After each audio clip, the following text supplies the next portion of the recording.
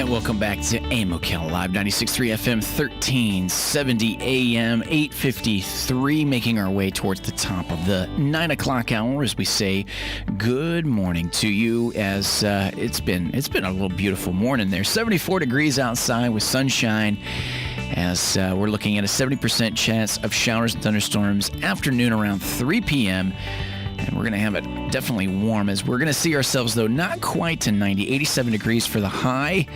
As, like we said, 70% chance of showers and thunderstorms. It's not going to get to 90 if we're not, usually it's, let's say, going on 9 o'clock and we're not even 80 degrees yet. That's a good sign, right?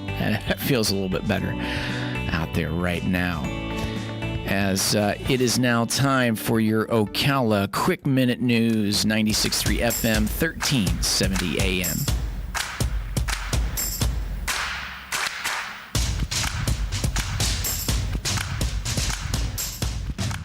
As we look, Florida is reporting encouraging numbers regarding the coronavirus. New cases announced yesterday total less than 1,900 and the lowest number in 12 weeks. And there were relatively low 21 additional deaths.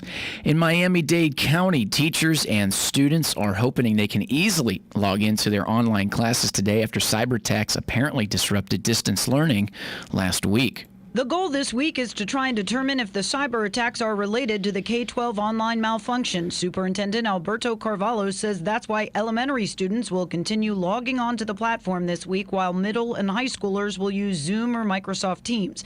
He says a decision will be made after Friday as to whether or not the district will continue using K-12. Whether we have confidence that that platform can be reinitiated without the systemic problems that we identified, or if we abandon it altogether. A 16-year-old is nabbed for hacking the system, but the search is on for others. Wendy Grossman, Miami. As will industries hard hit by the pandemic get economic relief from Uncle Sam? Well, those are among the questions as the United States Senate gets back to work today. University of Central Florida economist Sean Snaith says it would be money well spent.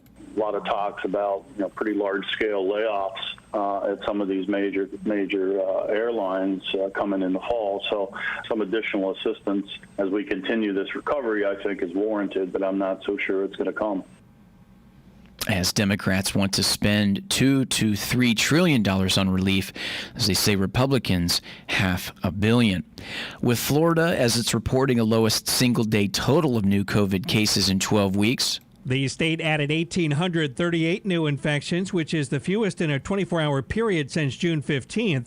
Health officials also announcing 22 new deaths, bringing the state's virus-related death toll to more than 12,000 residents and non-residents. Florida's positivity rate for new cases has remained below 10% for nearly a month. I'm Rick Hoschel.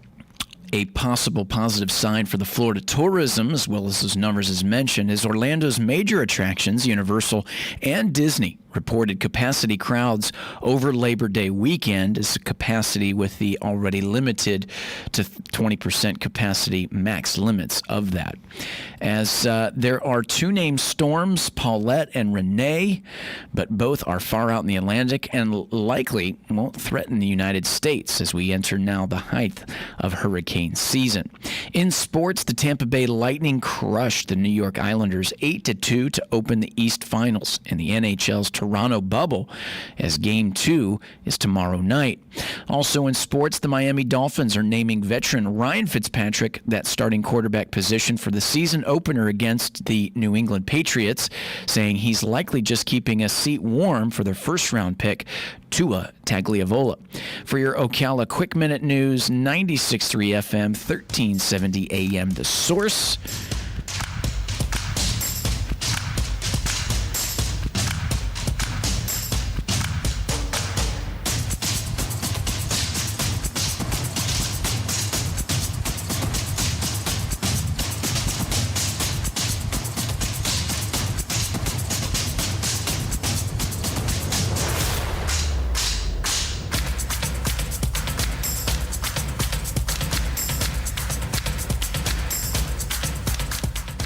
Yes, as we mentioned here, just with everything with the theme parks that were coming into the basically the idea of their limited capacity hitting its capacity, although hard to predict what's going on and what's going to happen as COVID-19 is throwing theme park attendants and other places for a loop. It says theme park operators who spent months installing hand sanitizing stations figured out how to disinfect roller coasters, seats, and checking the temperature of all guests at their gates.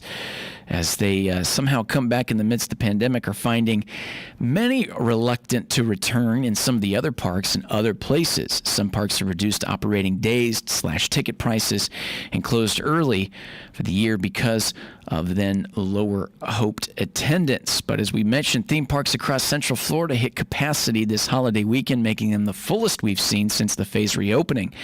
As it's mentioned, Governor DeSantis said back in late August of a roundtable that he feels confident in the expanding capacity above the park's current limits since no major outbreaks were connected to the parks, saying we think the capacity can be increased when you have the protocols that they have in place. We feel very comfortable at the state level and what they're doing in a good way. Over the Labor Day weekend, both Disney and Universal both reported maxing out their capacity for 2 straight days. More AM Ocala Live coming your way up next in the Garden with Carol Ann Baldwin in the studio. Well, as we got all this wet weather coming through, but we still got the anticipation of what we can do for the growing season of fall. Get all of your questions answered. We encourage you to give us a call, 622-9622, as up next, as we'll have In the Garden with Carol Ann Baldwin. Coming up next right here, 96.3 FM, 1370 AM, The Source.